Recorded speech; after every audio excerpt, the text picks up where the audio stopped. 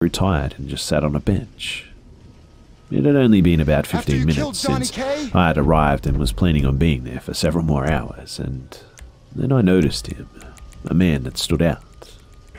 I could tell, even as a 4-year-old, that he didn't belong here. He was dressed in a trench coat, a hat that matched, and kept looking around, staring at different kids. In my childlike mind, he actually resembled Inspector Gadget, and I knew immediately what he was up to. He was looking for an unattended child, and then he eyed me, my dad being in the car several hundred yards away, and he made the mistaken assumption that I had somehow, as a 4-year-old, made it to the park alone. I was then on high alert, and I tried to start playing, but all the joy of the day had been sucked out by this creep. I went down a slide, only to see that he skulked over to me like a wraith, watching and waiting. I couldn't bear the tension or the fear anymore, so I ran as fast as possible back to the safety of my father in the car, and I jumped into the back seat, head down as to keep me hidden from his view. I told my dad that I was ready to go back to my grandmother's house and was relieved as we started pulling away. My curiosity, though, took over, and I peeked my head above the back seat of the car and looked out the back window. And he was there, looking directly at me and making a come here motion with his finger, all the while smiling. I ducked even lower and remained that way until we arrived back at my grandparents' home. I have no reason why I failed to tell anyone what happened. Maybe fear that it would somehow bring me closer to him or that I wouldn't be believed, but I didn't tell anyone. I then forgot about this strange man, or at least didn't think that I would ever see him again. Flash forward to 1986, and my parents and I move into a low-rent apartment.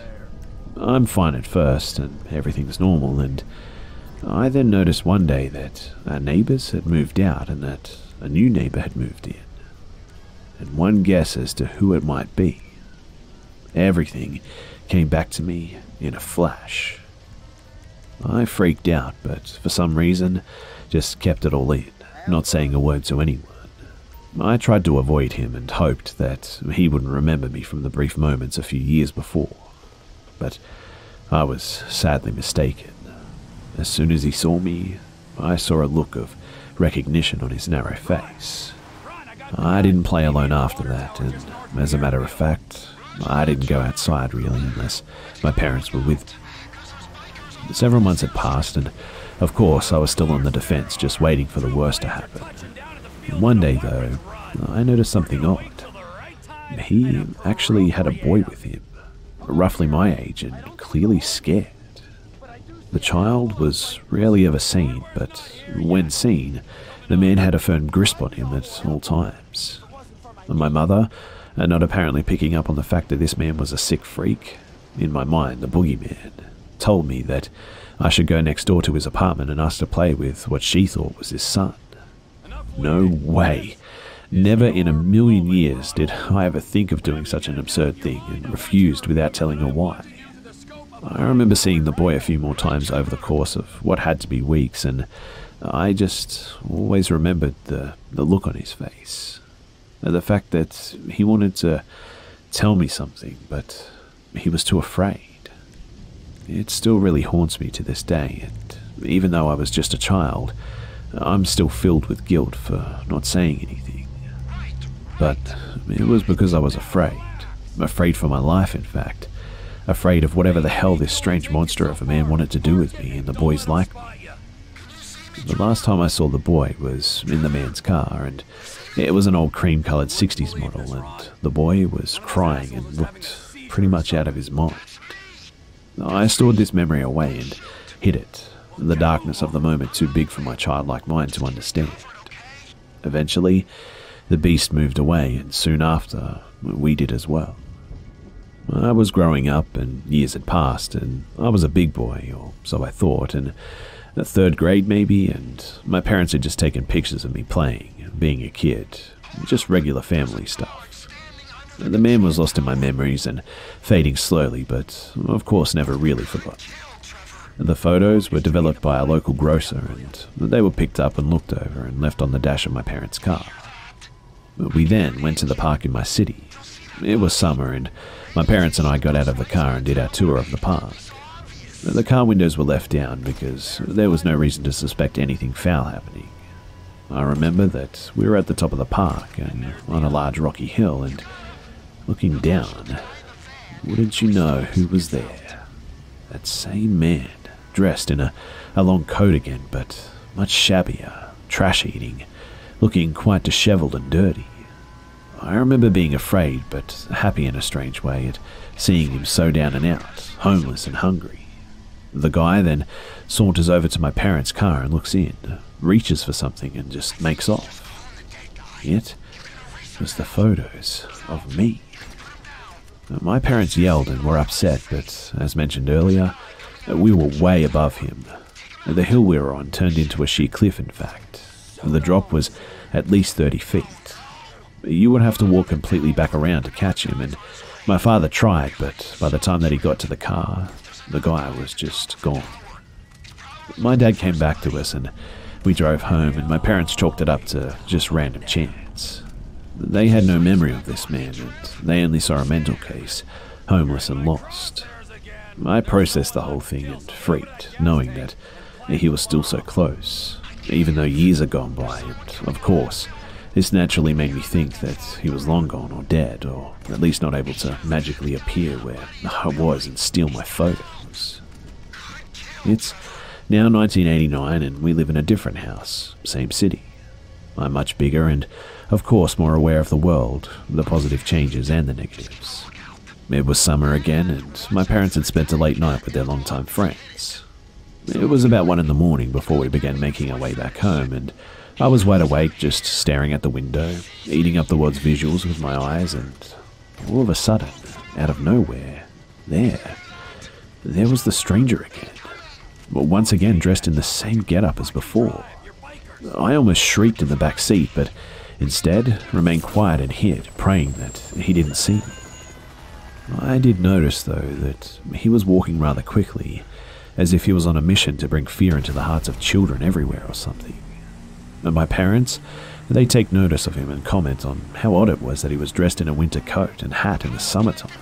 But they don't seem to realize that this is the same man that we'd seen seemingly out of nowhere before, countless times. I believe that he didn't see me, and I sat up again as we made our way up the street. And then we saw her, a 13 or 14-year-old girl crying and running like her life depended on it. She kept looking back, looking for someone or something. I knew what she was looking for, and honestly, I was afraid for her. I remember my parents asking her if she needed help or a ride or something, but she just flatly refused any help and just kept running. I don't know what she thought that we were up to, but I'm guessing whatever the man had said to her put fear into her heart, and she wasn't going to trust anyone or anything at that moment. I never had another incident with this dark version of Inspector Gadget after this, and at times wondered what became of him.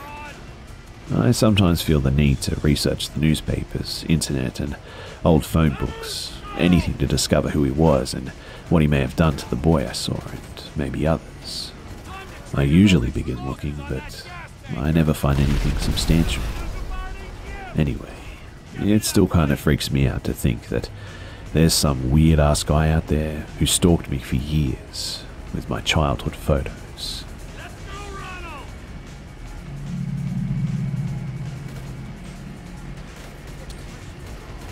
A few months ago, a friend of mine introduced me to someone that he knew. We'll call him AJ. AJ is gay, and his big claim to fame is that he slept with a well-known UK athlete who is still in the closet. But we had a drink, and he talked about that, and we really bonded, and he seemed like a really cool dude. He also lived near the city of Manchester, so I mostly spoke to him online. He would call me a lot, and we eventually arranged a night out in Manchester's famous gay village. For those of you who don't know, the gay village is on Canal Street in Manchester. And yes, on the street sign someone crossed out the C in canal. It's literally a row of clubs and pubs on one side, and on the other is a canal. If I'm being honest, I hate nights out and I really hate gay clubs. I'm just not the kind of guy who wears his sexuality on his sleeve, and to be honest, I've already said the word gay more times than I'm comfortable with so far. But we went ahead anyway, and the first part of the night was alright. AJ took me to all the clubs, and they were nice enough, and there were decent people just dancing and stuff, even if they did look at you like you were new fresh meat. There were a few clubs with things going on inside that kind of scared me for entirely different reasons, and at one point I was hit on by a guy in his 70s who gave me his business card, which was pretty funny, I suppose. I used to have really bad anxiety, and although I've learned to cope with it and move forward in my life, I still battle it when dealing with new situations. My anxiety is inward focused, meaning that if my heart beats too fast, a panicked voice will tell me that it means my heart is about to stop. If my stomach rumbles, it'll tell me that I've got a stomach flu. And for this reason, I wasn't tempting fate, and I was being super responsible drinking. I had about 3 pints of beer, and I lost count of how many AJ had. Around midnight, we all walk out of one club. AJ is steaming drunk, stumbling around when a security guard from another club says to him, "You're not coming in here."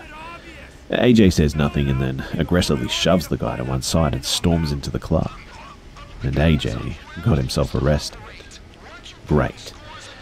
I'm in a city that I don't know very well. My guide is pissed drunk and arrested, and there's no trains home for 6 hours. Although it's summer, there's a chill in the air too, so I decided I'm going to go into one of the quieter clubs. The quieter is a relative term here, that's for sure. And it was still loud as shit.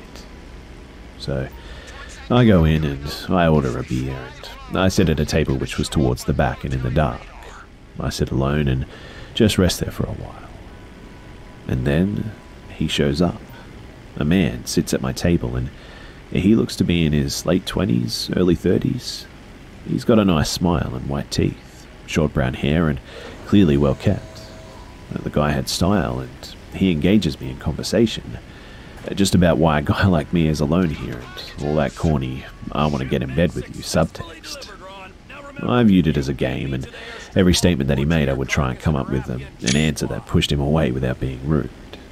So when he said, "You got anywhere to be tonight?" I replied with, "Not yet, but I'm waiting for the next train home."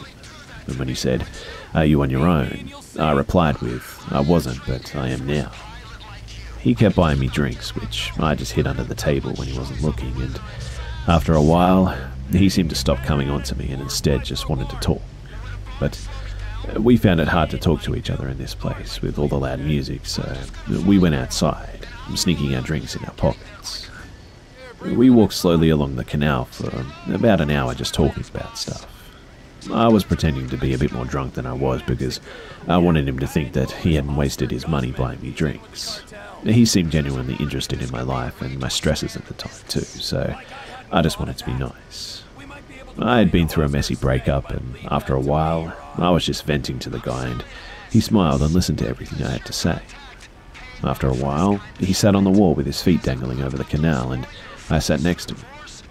The sky had started to glow dark blue, meaning that it would soon be light, and I was starting to think about getting a move onto the train station when I noticed that he was looking at me.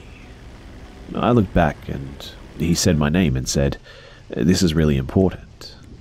He seemed like he was trying to find the right way to phrase something, and then he said, "Have you ever thought about ending your life? You don't have to tell me, because I know it's personal."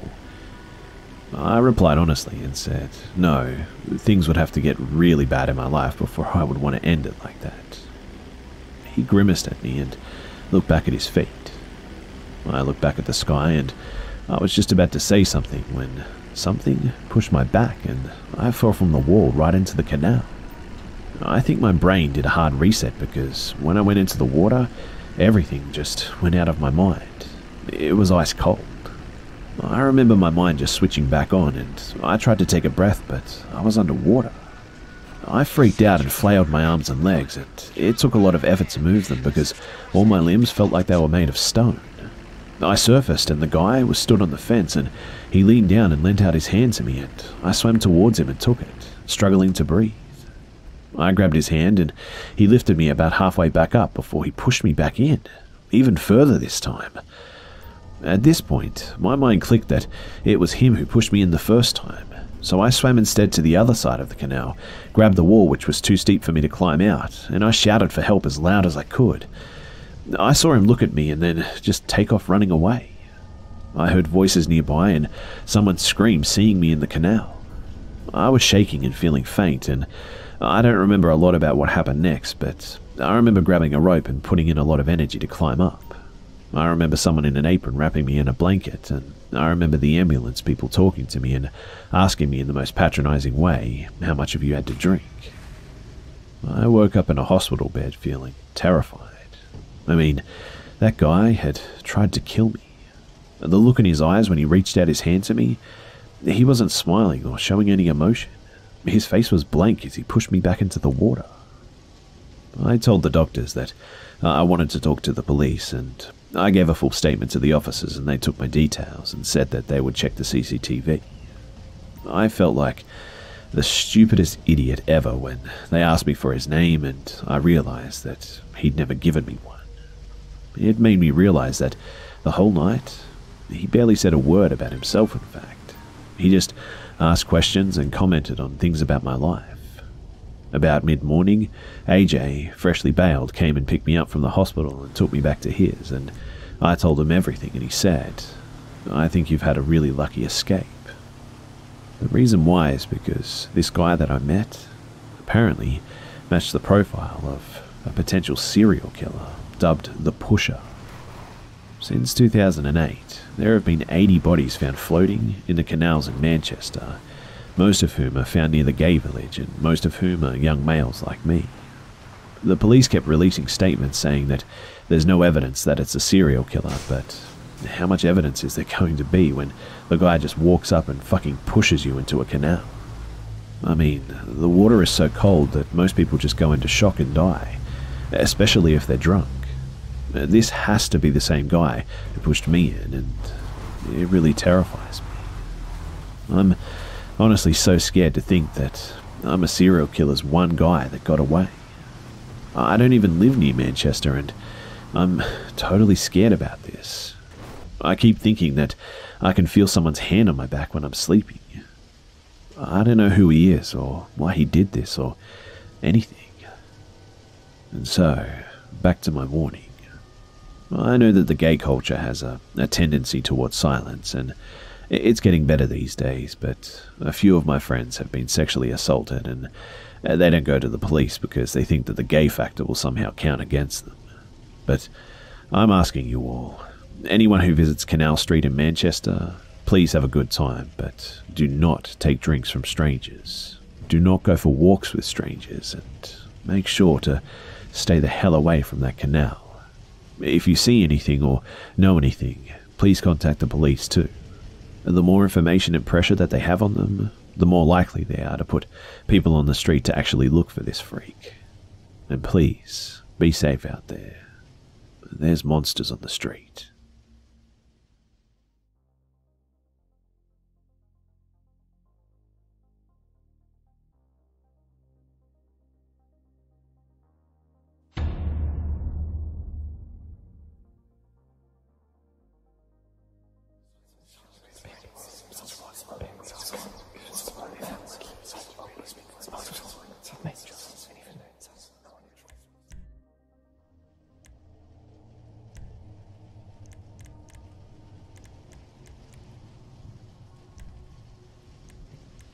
This story occurred about 10 years ago when I was around 20 years old.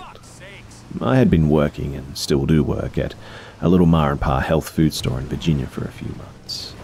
It's a truly lovely, tight-knit staff with an owner who is basically a mother to me. The other older ladies were my best friends and more aunt-like than anything. Of course, being the youngest lady working here, I got a lot of hours and ended up closing shop many nights. Soon, I was comfortable enough to be closing by myself too. We had a regular customer that had been coming in for quite a few years before I started there. He was a local holistic doctor, a brilliant one at that. He was around 40 years of age, divorced and well-to-do. He spent a ton of money at that shop, sometimes taking an entire car full of groceries home, in fact. Needless to say, the owner was pleased to have his business. But the first time I met him, he said, "Well, hello there, I'm Dr. Malloy, and I don't think we've met." He stuck out his hand and displayed a charming smile, and I'll admit he was quite handsome, very nice and funny too. My co-worker Pam stood a little to the side, and she sort of gave me a look that said, be careful with this one. Sort of a sixth sense thing that she has going on. She was, and still is, very protective of me, and she said, "Oh yeah, this is Diana. She just started here." And he replied, "Well, nice to meet you, Diana. I'm sure it's nice to have some young blood around here." That was a bit rude and creepy, I admit, but whatever. He was just trying to be nice, I suppose. Anyway, he took his sweet time and chit-chatted about what he did, how successful he was, and how he will be, coming in more often to see my pretty face. He made sure my co-workers didn't hear that part, though. So, fast forward a few more months, and this guy's been coming in almost nightly, specifically when he knew I'd be there alone. Basically, he was right there as I was closing, which would annoy the shit out of me, but I was too nice and knew that we needed the business. And then began the usual inappropriate questions like, "How old are you? Where do you live? You must have a boyfriend. You know, if you ever need any help with your health, or if you need guidance, I can be of service. I also have a home office." I always answered very vaguely, and I never told him where I lived. One Thanksgiving, he even asked me if I was a good cook and if I would mind coming over and cooking a turkey for him. And my answer was a definite no.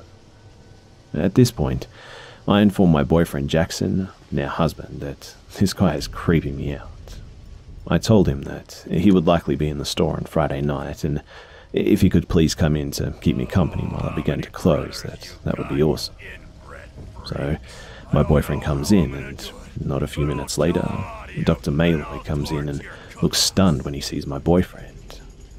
I look at boyfriend and nod, and Dr. Malloy says, "Hey buddy," in a condescending tone, of course. His whole demeanor has changed, and his eyes are dead holes and fixed on me like I had betrayed him or something. My boyfriend is leaning on the counter as Dr. Malloy is piling stuff on quickly and silently. I should also mention that my boyfriend is a 6'7" scruffy bearded mountain of a man, and he's wearing his cycling clothes. Dr. Malloy checks out and says, "See you soon," and ignores my boyfriend and leaves, winking at me. My boyfriend is noticeably pissed, and he watches Dr. Malloy go out to his car. The next day, Dr. Malloy confronts me about my boyfriend. "Was that him, your boyfriend? He's a real bro, huh?" It was snarky and pompous, and I say, "Yeah, he's actually really wonderful."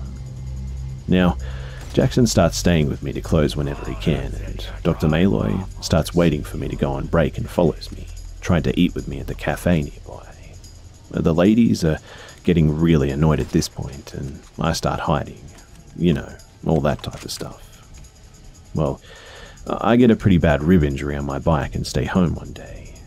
I lived in a very secluded old apartment, a 15-minute walk away that sits above an old art gallery. And that day, my friend Wojtek was visiting from Germany. I was so excited to see my best friend, and he brought me food and coffee, and we were just chilling inside catching up when there were 2 knocks at the door and someone asking, "Is anybody home?" And I recognized that voice anywhere. What the actual F is this guy doing? I open it, and it's Dr. Malloy holding a large suitcase. He said, "I heard you were injured, and I brought my acupuncture supplies, and I'd like to gift you with a session." And he tries to just walk in. My friend is baffled, and I say, "No thanks, my friend is visiting, and he's taking care of me." He looks at my friend, and his eyes are filled with rage. He says, "I came all the way here for you, and this is what I get. Oh, and you have 2 boyfriends? Disgusting." At this point, my friend steps between us and tells him to leave and shuts the door. Dr. Malloy bangs on the door, cussing and flipping the hell out, and eventually he leaves. I told the ladies and my boyfriend too, and my boyfriend is enraged and wants to go and kill this guy, but things calm down for a bit and Dr. Malloy goes away for a minute. But now, his roommate starts scouting me out for him, asking me if I'd like to come over for dinner to their place and have some fun. That Dr. Malloy misses me, and obviously I'm pissed and tell this guy to piss off. This friend of his just wasn't right too. Like pedophile not right. Now, at D-Day, Dr. Malloy waits in front of the store as I leave for a break.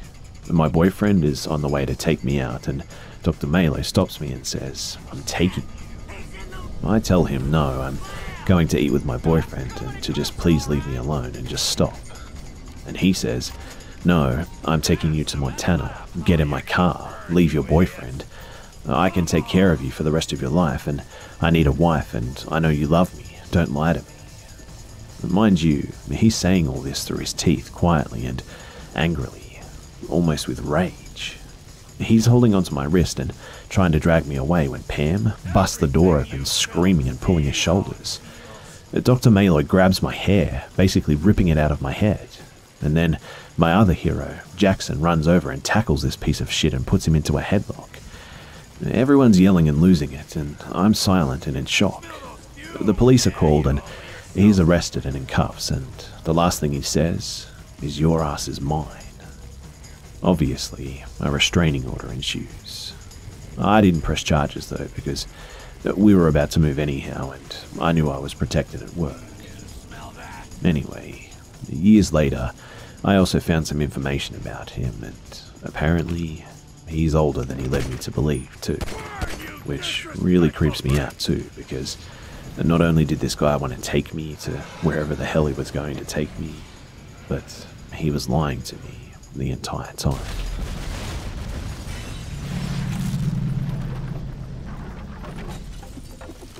I've had a severe case of agoraphobia since I was 6 years old.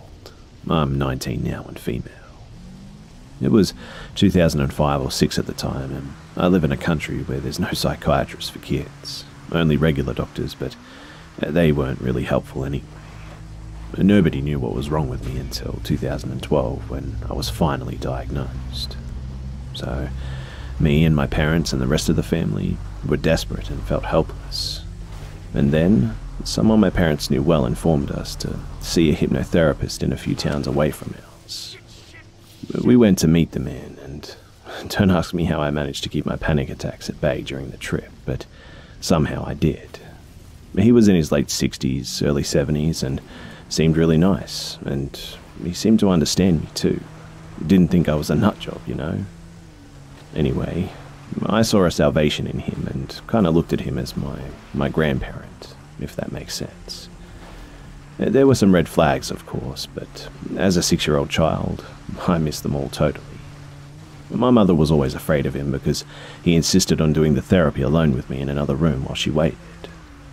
The first few sessions, they were mostly okay, I guess. Not really helpful, but okay. That is, until one day. I asked him, already lying on his couch, if I could go to the toilet, to which he replied with, "Do you need to pee or poo?" Sure, it was a weird question, but I thought he asked it to know how long I would be in the toilet. But boy, was I wrong. I answered that I needed to pee, and he put his fingers on my lady parts. This got me really confused, and I still, of course, had no idea about any of this type of stuff, but it still felt weird, and I didn't understand what was going on. I didn't tell my parents, but I cried a lot and thought that I needed to just suck it up, and that I'll no longer be afraid and have panic attacks and such if I just got through with this. Since then, he didn't do it anymore, thank God, and he called my parents on regular basis when he came home, asking them to let me go on vacation with him, which, of course, they politely declined. A few years later, and he's arrested for child pornography, and apparently for sexually abusing a few boys. It all clicked in my head, and I told my parents everything, and we went to the police and gave statements, and that was pretty much it. Apparently, he died in prison of natural causes. Reflecting back on the whole thing, I can definitely see how he was trying to groom me and how I was in very vulnerable positions with him. And I'm pretty certain that if those sessions had kept going, something worse would have happened for sure.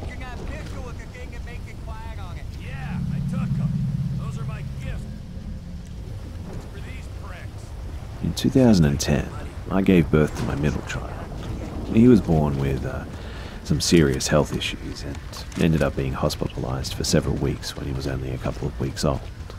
But because he was so small, there wasn't a whole lot the doctors could do to help improve his condition. Other than IVs and breathing machines and round-the-clock supervision, there wasn't much that they could do. It was such a hard time, and my husband and I, we were a wreck. The doctors told us that it was really just a wait-and-see type of scenario, and we should just spend as much time as possible with him and hope for the best. And so, that's what we did. My husband was a store manager at a well-known supercenter at the time and used his vacation time to be at the hospital with us. By the time his vacation ended, our son was still in the hospital, somewhat improving, but it was still really touch and go, and my husband felt like he needed to be there with us. And so he asked for some more time off, and it was granted. He was told to just call and let them know when he could return, and they'd put him back on schedule. As soon as our son was well enough to come home, my husband called his job to let them know that he was able to return to work. Turns out, because of his attendance, they decided to demote him to another position. He'd be making less money, but not a significant amount, and we could honestly understand where his employer was coming from because they were generous with the time off they allowed him, and that our son's health issues weren't really their problem. I mean, he's an employee and he's supposed to be there. Whatever. We could still survive on his new salary, so it was no big deal. Within 2 weeks of returning to work, my husband got injured at work though. In order to continue working, his employer said that he had to go to physical therapy before he could return. So, he was out of work again, so soon after returning too.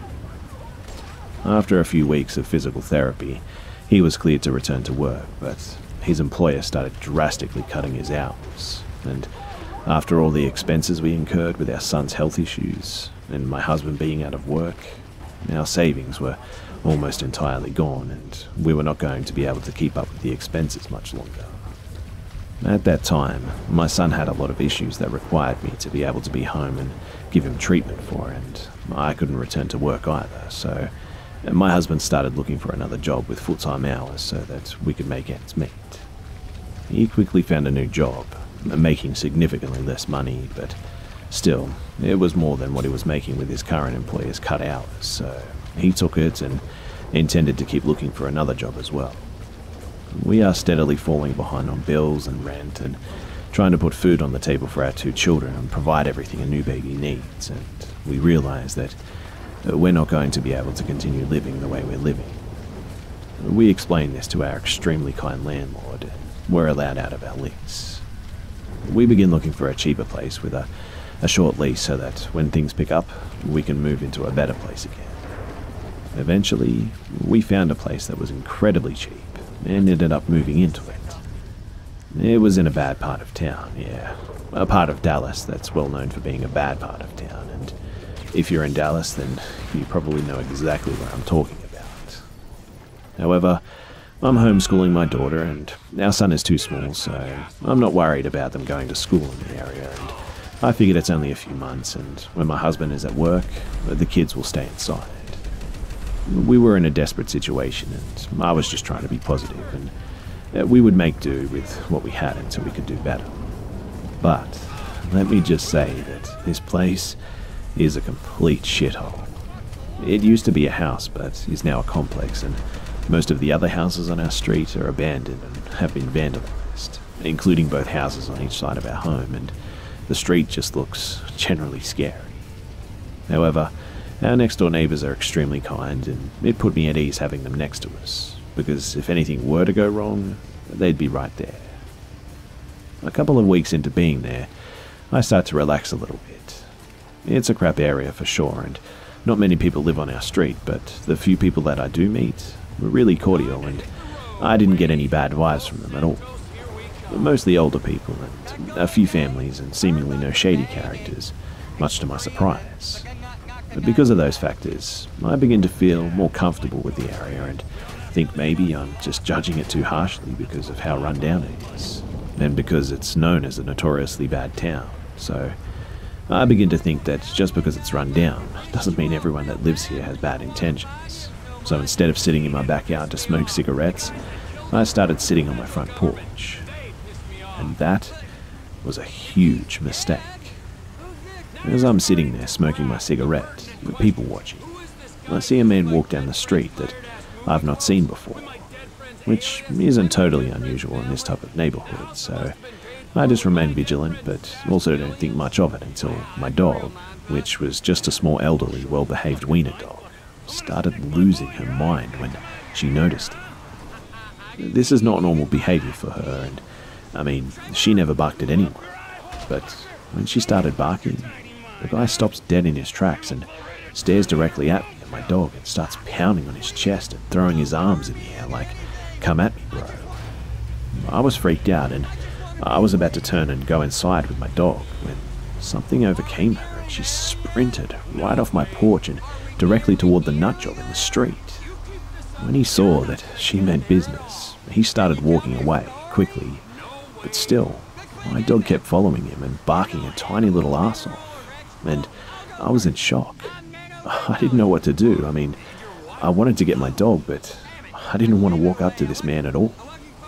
This whole ordeal went on for several seconds, and then the man turned around and started yelling at my dog, threatening her and making stomping motions like he was going to stomp on her head.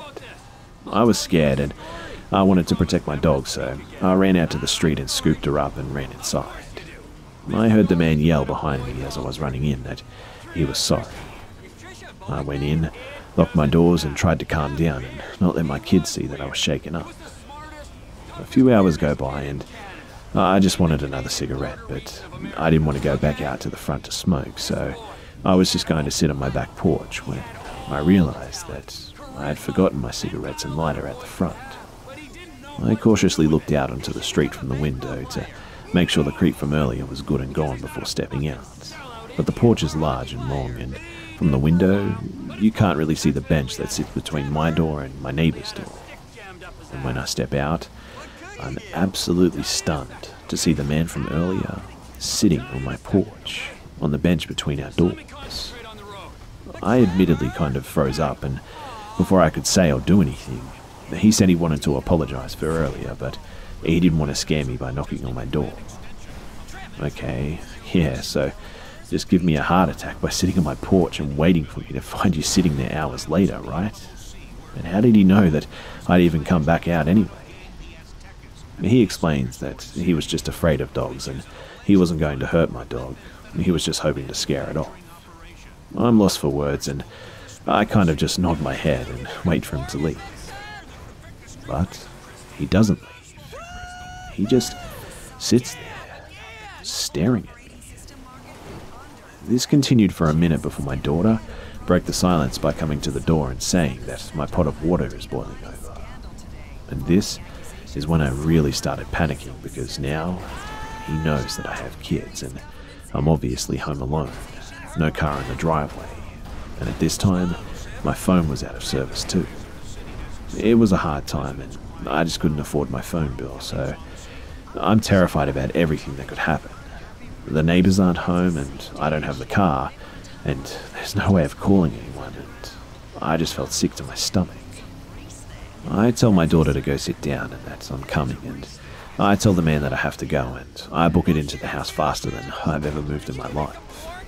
I keep looking at the blinds for the man to leave, and after about 5 minutes, he walks away. 10 minutes later, there's a knock at my window. Yes, my window, and I peek out, and it's the man. I reach over to the fireplace and grab my poker, just in case, and I very, very slightly crack the window. He asks me if dinner is done and if he can have some food. I tell him that I don't have enough and I'm sorry, and he goes on to explain that he's homeless and he hasn't eaten in days and he's starving. I know it's really stupid, but I have a soft spot for helping the homeless, and I hate seeing people go hungry, so I told him that if he would go stand across the street at the park while I put a plate of food on the porch for him, that I would give him something to eat and drink, and he agreed, and he stayed across the street while I placed the food on the porch. And after he ate, he left. When my husband got home, he found the used dishes on our porch, and I told him what it was about, and he scolded me. And rightfully so, I must say. After that, days went by and I didn't see the man again. I just assumed that he was just a passerby, down on his luck, and that he was genuinely afraid of tiny dogs, wasn't well socialized, and meant no harm. But, boy, was I wrong. Shocking, I know. Eventually, I started seeing him walk down the street again. Occasionally, he'd see me through the window, smile and wave, and that went on without incident for about 2 weeks, off and on. Then, one day, my dog starts flying off the handle, flipping her shit again, and I assume it's because my neighbour's rather large pit bull had gotten into our side of the backyard. It was not the first time, but the dog was a real sweetheart, so unless my dog is bothered by her, I don't complain about her being there. And I went to let my neighbour know so he could come and get her. When I stepped out, my neighbour's car is gone, and the man is again sitting on the bench, but doesn't even seem to realise that I'm there. He's just sitting there, slapping himself in the face, drooling and scratching his face and neck. He's rocking back and forth and talking to himself, saying all types of shit that I can't understand, and he doesn't seem to hear my dog barking, notice anything that's going on around him. I'm thoroughly afraid of what I'm seeing, and I don't say a word, and I just quietly back up and go back inside to figure out how to get this guy off my porch. And then I remembered that he's scared of dogs, and maybe if he sees my neighbour's giant pit bull, he'll snap the hell out of whatever trance he's in and move along. My next move is undoubtedly stupid, but I'm worried about this man sitting on my porch while my kids are home and my husband and neighbours are gone, so I want his ass to go the hell away. So I grab my dog's leash, go to my backyard and put the leash on my neighbour's dog. I tell my daughter to get our dog and go to the back bedroom, lock the door and sit in there and watch TV while her brother is napping, and she does. I then gather all my freaking courage and walk this massive pit bull around to my front porch and just stand there waiting for this lunatic to snap out of it and realise that I have a huge dog out here and hope that he's just going to run off. Cookie, my neighbour's dog, starts barking upon seeing him, and finally he slowly looks up and smiles, an absolute creepiest smile that I've ever seen, and says, "Hey there, I didn't know you had 2 dogs." He said this normally in a really normal tone, as if he hadn't just been acting like some kind of psycho, talking to himself and doing all sorts of other odd shit. So I said, "Yeah, but she really doesn't like people she doesn't know, and sometimes she bites." He got a terrified look on his face and actually jumped over the railing rather than walking past this dog and I. When my husband came home, the creeper was again walking down the street and stopped to talk to my husband this time. I see the interaction in the driveway and I step out to see what's going on, and apparently he's asking my husband to bum a cigarette. My husband honestly didn't have any on him, and I was out too, so we told him that we didn't have any. Also, this is the first time my husband had ever seen this man, so he had no idea who he was at this time. The man said, "Okay, fine, can I just have some water?" giving my husband the same homeless spiel that he'd given me. My husband, who also has a lot of compassion for the homeless, gave him a few dollars and told him to go in and fill up a jug of water and give it to him, which I did. He handed him the water and walked to the porch, and when he got up to the steps, we hear the man cussing under his breath and talking to himself, and turn around to see him pouring out the water we'd just given him, calling us bitches and all sorts of names, and we just kind of look at each other like, what the hell is going on? He then calmly turns around and throws the empty jug of water on the ground, and then proceeds to pull a full packet of cigarettes out of his pocket and throw it at us. What the hell? I mean, he was just asking for a cigarette, and he was mad that we didn't have any. And it turns out that he already had a pack, and then he throws them at us. My husband told him to get the hell out of the driveway and to just never come back again, and I told my husband that he was the guy that had been coming around, and I thought he was on drugs and had some serious mental issues or something. After this, my husband immediately calls to have my phone turned on and starts having his dad stay with the kids and I while he's at work. Once Crazy sees that my father-in-law is there at all times now, we start seeing less of him, and actually, I only saw him once after this, and that was in the back of a police car at a nearby gas station. More on that in a minute. After not seeing him for a while and thinking that he got the hint, we come out one morning to find that there's poopy toilet paper all over our lawn and porch. We immediately know that it was him, and we ask all the neighbours if they saw anything, and they claim they haven't. So, we don't bother calling the police because we know that there's not much that they can really do without proof. I mean, we didn't even know the guy's name. Plus, the cops in this area are known not to be so great anyhow, so it just all felt like a dead end. After the toilet paper incident, though, there's 2 more shit-related instances where poo was smeared all over our windshield, and then another time on our front door, along with, you guessed it, toilet paper strewn everywhere. A week or so after the poo incidences,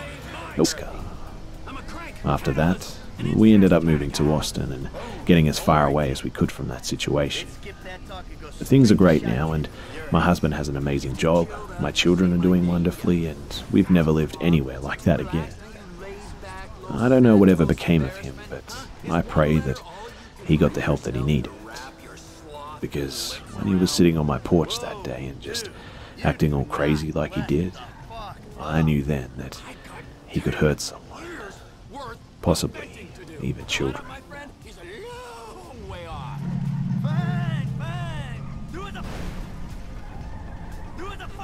Probably around 2 years ago, I had gotten a job at a certain Australian rip-off steakhouse in my hometown. I was really excited to start this job because it had been the first time I'd had a job while in school that year due to how busy I was. It was a nice healthy distraction from constant schoolwork and extracurriculars. And plus, I was getting paid, and being able to afford food was a fun thought. In fact, I don't think I'd ever been so excited to buy hamburger meat. Anyway, my days there were a lot of fun, but we had this one horrible mean manager named Steven that would get super upset and angry at other employees, but he would never get upset at me. Steven was probably in his mid-60s, and he was the kind of guy who you could just tell hadn't been happy with how his life had turned out. Now, I was a super hard worker and liked my job, but there was definitely some times that I deserved to get yelled at. But he never would. Like, never raised his voice at me. In fact, it got so bad that all of my co-workers started making jokes that I was Steven's favourite.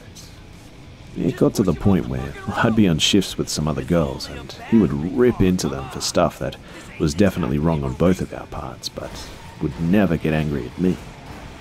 Eventually, I wasn't capable of putting up with the poor treatment of my co-workers anymore and pulled another manager, Elliot, aside to see how I could file a complaint and get justice for my fellow servants. Elliot and I became super close since I started working there, and when he sat down with me, he held me as I cried over my uncertainty. This job meant the world to me, and honestly, I didn't want to lose it. He reassured me, though, that it was alright and that he would handle it. Over the next few weeks, he would make me feel better whenever something happened, and he constantly reassured me that action from corporate was coming. About 2 months after the original complaint, I had decided on taking a vacation to Texas to visit my mother. I said bye to everyone at work for a whole 2 weeks and had so much fun hanging out with my mum that I forgot about work. It was easily the break that I definitely needed from the work environment. Not too long after I get back from my vacation, I come back to work, and just after a few shifts, I realized that Elliot isn't there anymore. I figured that Stephen had fired him for standing up, and I was livid. In my anger, I started talking to my co-workers about the bullshit, and they all looked confused and baffled by what I was saying. After stopping mid-sentence and asking them why they were looking at me like that, a co-worker corrected me and told me that that's not why he got fired at all. Apparently, Elliot had been caught keeping 2 8-year-old boys in his basement. Elliot was arrested, and that's why he was fired. Apparently, he had also been caught in the past for publicly urinating on a 7-year-old and beating his own children who got taken away from him permanently when he went to prison for the first time. Both boys were safely returned to their parents, but they'd been there for at least 2 months from what I was told. And needless to say, I was done with that restaurant at that point, and I just quit on the spot. But when I think back on just how much I trusted Elliot, how he lured me in with his niceness and politeness, it gives me chills.